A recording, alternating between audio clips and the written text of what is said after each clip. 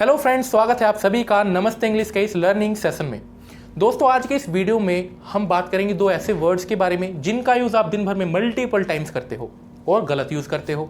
अगर आपसे कोई पूछ ले कि इन दोनों में से एक या इन सब में से एक, तब आप कंफ्यूज होते हो कि मेरे को ईदर का यूज़ करना है कि वन ऑफ का यूज़ करना है। पता नहीं होता आप लोगों को। तो ये सारे डाउट्स जो है आपके क्लियर होंगे आज की इस वीडियो में। सभी डाउट्स को जो है सॉल्व करेंगे, अच्छे से सीखेंगे कॉन्सेप्ट के साथ, और इसके बाद जो है आप कभी गलत नहीं करोगे। तो आइए सीखते हैं, let's move to the topic. So friend, आइए सीखते हैं ईदर और वन ऑफ के यूज़ में क्या डिफरेंस है, कहाँ पे किसको कब यूज़ किया जाना चाहिए। ठीक है, ये सारी चीज़ें सीखेंगे विद कॉन्सेप्ट, ताकि कभी ज़िंदगी में ना भूलें। पहला देखिए एग्जाम्पल क्या है आपके सामने। दो एग्जाम्पल्स लिखे हैं, एक में कहीं ना कहीं ईदर का यूज़ होना होगा और एक में कहीं ना कहीं वन ऑफ का यूज़ होगा। ठीक है, आपको अगर आता है तो वीडियो को कीजिए पॉज और ट्राई कीजिए। अच्छी बात है अगर आप पहले ट्राई करते हो तो, ठीक है, ताकि कोई कंफ्यूजन है तो वो दूर हो जाएगी वीडियो के थ्रू से। बाकी चलिए देखते हैं। यहाँ पे पहला सेंटेंस यहाँ पे लिखा है, इन दोनों लड़कों में से एक मेरा भाई है। नीचे वाले में लिखा है, इन सब लड़कों में से एक मेरा भाई है। दोनों सेंटेंस आपको पढ़ने में लग रहे होंगे सेम, लेकिन एक डिफरेंस है। एक में यहाँ पे दो लोगों की बात हो रही है, एक में सब लोगों की बात हो रही है। कहीं ना कहीं मैं अगर कहता हूँ कि इन दोनों उंगलियों में से ये वाली उंगली बड़ी है, फिर मैं कह देता हूँ इन पांचों उंगलियों में से ये वाली उंगली बड़ी है, तो डिफरेंस तो है ना दोनों में। यहीं से फिर कॉन्सेप्ट आता है हमारा ईदर का और वन ऑफ का। ट्रांसलेट तो करना सीखेंगे। देखिए, मेरा काम है कि मैं आपको ऐसे सेंटेंसेस जो है ट्रांसलेट करना भी सिखाऊं, क्योंकि कई बार आप मान लीजिए शॉपिंग के लिए जाते हो, आपको मान लीजिए इंग्लिश बोलना सीख रहे हो आप पहली बार, तो आपको पता होनी चाहिए ना ऐसे सेंटेंसेस के बारे में। इतना बोल के आप प्रैक्टिस कर लो, इतना बोल के प्रैक्टिस कर लो कि आपको फिर ग्रामेटिकल रूल्स ना फॉलो करना पड़े। ठीक है, तो उसके लिए क्या है, पहले आपको कॉन्सेप्ट आना भी चाहिए, तो सीखिए। साथ के साथ ट्रांसलेट करना तो सिखाऊंगा। ये हेल्पफुल होगा अगर कोई बच्चा कॉम्पिटिटिव एग्जाम्स के लिए प्रिपेयर कर रहा है, तो वहाँ पे भी हेल्पफुल होगा, क्योंकि फिर ईदर और जो है वन ऑफ के बीच में जो है कई बार क्वेश्चंस जो है ऐसे दे देते हैं, बच्चे गलत करके आ जाते हैं। तो आप प्रिपेयर कीजिए अपने आप को। देखिए, ईदर बोलता है कि मेरा जो यूज़ होगा ना वो तभी होगा जब दो लोगों की बात होगी। दो लोग मैं कह रहा हूँ, तो इसका मतलब ये नहीं कि सिर्फ लोग, जो लड़के लोग मैं कह रहा हूँ, ये जनरली नाउन है। तो नाउन कुछ भी हो सकता है, नाउन कुछ भी हो सकता है आपका। पेन, कॉपी, पेंसिल, इन सभी पेंसिलों में से, इन पांचों उंगलियों में से उंगली क्या हो गया आपका, नाउन हो गया।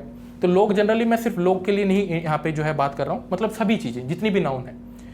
तो दो नाउन की जब बात हो, सिर्फ दो नाउन का कुछ चल रहा हो वहां पे, तब आप ईदर का यूज करोगे। दो पेन हो सकते हैं, पेंसिल हो सकती है, कॉपी हो सकता है, कुछ भी हो सकता है, कुछ भी, मार्कर, बोर्ड, कुछ भी। दो नाउन के बीच में जब बात होगी तब आप यूज करोगे ईदर का। और ये बोलता है जब सभी की बात हो, ऑल, सब, जब सभी की बात हो कि इन सभी लड़कों में से एक टॉपर है। ठीक है, आप सभी लड़कों में से एक अच्छा व्यूअर है जिसने अभी रिप्लाई किया होगा इन दोनों क्वेश्चंस का कमेंट बॉक्स में। आई होप कि आप में से कोई एक हो। ठीक है, तो ये कह रहा है कि भाई अब आपको तो पता लग ही गया होगा, यहाँ पे दो की बात हो रही है, तो कहीं ना कहीं इसमें ईदर का यूज करोगे आप। ठीक है, और इसमें कहीं ना कहीं सब की बात हो रही है, सब, तो वन ऑफ लगेगा, यानी कि वन ऑफ का यूज करोगे आप। ये तो आपको पता चल गया। ठीक है, अब बात आती है कि ऑक्सिलरी कौन सा यूज करेंगे, हेल्पिंग वर्ब। तो याद कर लीजिए, जब भी आप ईदर का यूज करोगे उसके बाद आप नाउन लिखोगे। अभी दिखाऊंगा मैं आपको, चलिए मैं दिखाई देता हूं आपको साथ के साथ ही। तो आपने क्या लगाया, इन दोनों में से एक, इन दोनों लड़कों में से एक मेरा भाई है, तो दोनों के लिए आपने लगा दिया ईदर, कि इस ये है नहीं तो ये है, तो ईदर लगाया इन दोनों के लिए।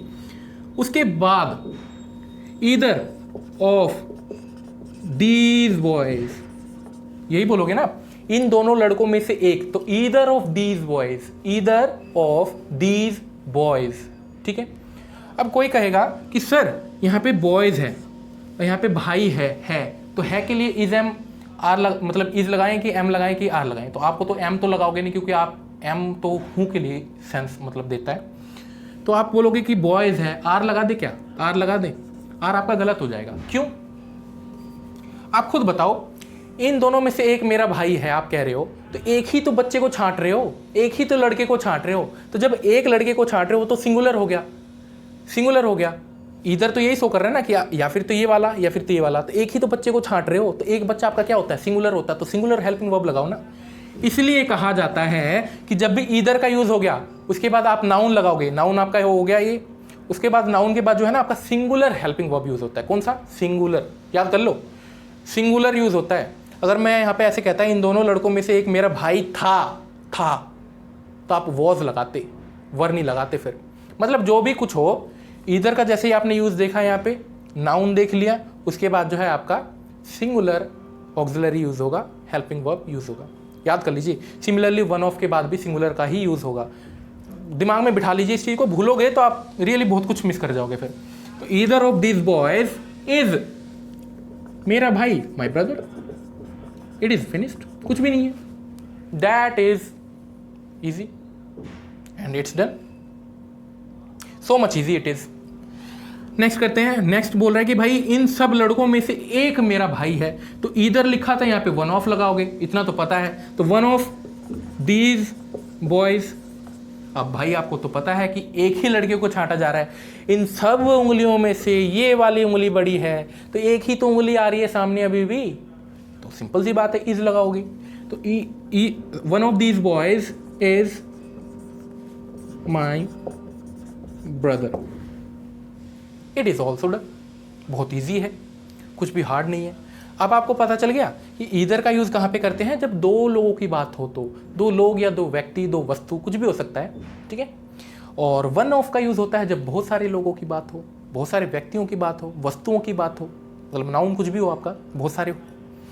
अब नहीं गलत करोगे कभी, आगे बढ़ें, एक एग्जाम्पल दें। एक एग्जाम्पल मैं आपको दूंगा और, ठीक है, जिसमें वन ऑफ का यूज़ करोगे, एक में ईदर का यूज़ करोगे, उसके बाद एक एग्जाम्पल दूंगा मैं आपको होमवर्क, आप उसे घर से करके लाना, देखते हैं आप कितना सीखे हो आज की इस वीडियो के थ्रू से। तो चलिए, so friends, here is one more example for you. देखिए, आप बाय द वे वीडियो को पॉज करके ट्राई कर सकते हो। देखिए मैं करता हूँ इसको, आपने अगर किया होगा तो अच्छी बात है। इन सभी खिलाड़ियों में वह खिलाड़ी अच्छा है, सभी, वन ऑफ, यानी कि one of these players, one of का यूज करना था बस आपको, बाकी तो सारा सेम ही है। One of these players is uh, देखिए अब सीधा सा सवाल है कि भाई वन ऑफ का यूज हुआ तो इज आएगा आपका, सिंगुलर हेल्पिंग वर्ब, ऑक्सिलरी जिसे आप बोलते हो। तो one of these players is a good player, ये खत्म हो गया, आर है ये, ठीक है, आर फिनिश हो गया। एक एग्जाम्पल और करते हैं। सो फ्रेंड्स, यहाँ पे रहे दो क्वेश्चंस आपके सामने, थर्ड तो मैं करवाऊंगा आपको, फोर्थ आपको एज अ होमवर्क दिया जा रहा है मेरी तरफ से। दोनों को देख के आपको तो पता चल ही गया होगा कि आप ईदर का यूज करोगे, लेकिन यहाँ पे एक ट्रिक है, यहाँ पे यूज होगा एक्टिव पैसिव वॉइस का, यानी कि ध्यान से कीजिएगा, हिंट तो मैंने आपको दे दिया है, ठीक है। देखते हैं कौन स्मार्ट है जो कि करके दिखाएगा मेरे को। थर्ड मेरे को करवाना है। तो देखिए यहाँ पे सेंटेंस का स्ट्रक्चर थोड़ा अलग है, पीछे हम जैसे कर रहे थे वो ऐसा नहीं है, लेकिन यहाँ पे भी एक चीज़ दिख गई कि श्याम पूरी टीम का सबसे अच्छा खिलाड़ी है। कहीं ना कहीं फिर वही बात आ रही है, कंपैरिजन का टाइप का ही कुछ आ रहा है, पूरी यानी कि सब वन ऑफ का यूज होगा। तो आपको कुछ नहीं करना, Shyam is one of the, सबसे अच्छा ना, तो Shyam is one of the best player of the team, team का तो ऑफ द टीम, और ये फिनिश। बहुत ही ईजी था। ऐसे सेंटेंसेस को ट्राई कीजिए, क्योंकि आपको अपने घर में बहुत बार बोलना होता है। मान लीजिए अपने सिबलिंग्स में से आप बोलते हो कि इन सभी में से ये शरारती है सबसे, तो आपको इंग्लिश में बोलना है उसे, ठीक है। ट्राई कीजिए, बहुत अच्छी बात है, इसी टाइप से आप बोलना सीखोगे। सो फ्रेंड्स, ये था आज का कॉन्सेप्ट जो कि मेरे को आपको सिखाना था। आई होप कि वीडियो बहुत अच्छी लगी होगी आप लोगों को। वीडियो अच्छी लगी तो लाइक कीजिएगा, कोई भी क्वेरी हो कमेंट कीजिएगा। साथ ही साथ अगर आप किसी भी गवर्नमेंट जॉब एग्जाम के लिए प्रिपेयर कर रहे हो तो मेरा कोर्स जो है लाइव है अभी नमस्ते इंग्लिश ऐप पे, आप इसे ज्वाइन कर सकते हो। प्राइसिंग जो है 1000 रुपीज़ है, बट आपको दिवाली 20 अगर कोड यूज़ करते हो आपको 800 का पड़ेगा, ठीक है। तो ज्वाइन कीजिए मास्टरी कोर्स, इसी टाइप की सारी चीज़ों को सिखाया जाएगा। अगर आप SSC CGL प्रिपेयर कर रहे हो या फिर किसी भी एग्जाम के लिए, तो उसमें क्वेश्चंस पूछे जाते हैं ना कि सेंटेंस में एरर पहचानिए, तो इसीलिए जो है ये कोर्स डिज़ाइन किया गया है स्पेशली मेरी तरफ से, ज्वाइन कीजिएगा। एक चीज़ और, अगर आप कोई भी सोशल मीडिया प्लेटफॉर्म यूज़ करते हो तो नमस्ते इंग्लिश को फॉलो कीजिए वहाँ पे। अगर आपको फ्री में नरेशन सीखना है तो मेरे द्वारा एक डेडिकेटेड कोर्स बनाया गया है नमस्ते इंग्लिश ऐप पे, वहाँ पे जाके आप फॉलो कर सकते हो।